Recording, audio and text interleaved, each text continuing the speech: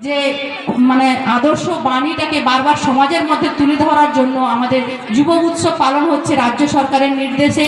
বাড়ির কচিকাচারা স্কুলের ছাত্রছাত্রীদেরকে নিয়ে বিভিন্নভাবে আমরা এই উৎসব পালন করি। তার একটাই উদ্দেশ্য, আমাদের সমাজকে চিনে নেওয়ার জন্য, আমাদের সমাজে বসবাস করার জন্য, সুষ্ঠুভাবে থাকার জন্য স্বামীজির আদর্শ আমাদেরকে পাথেয় করে চলতে হবে।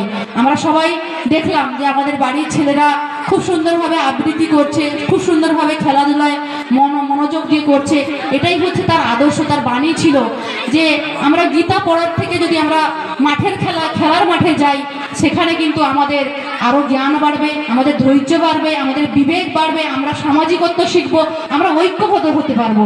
এর জন্যই তিনি বলেছেন যে গীতা পড়ার থেকে, গীতা থেকে যে জ্ঞান অর্জন করব, তার থেকে যদি আমরা খেলার মাঠে যাই, তাহলে খেলার মাঠে সঙ্গী সাথী একাগ্রতা সব কিছুর মাধ্যম দিয়ে আমাদের বিবেকে, আমাদের চেতনা, আমাদের যে ভিতরের যে মানসিকতা আছে সেটাকে আমরা উজ্জীবিত করব।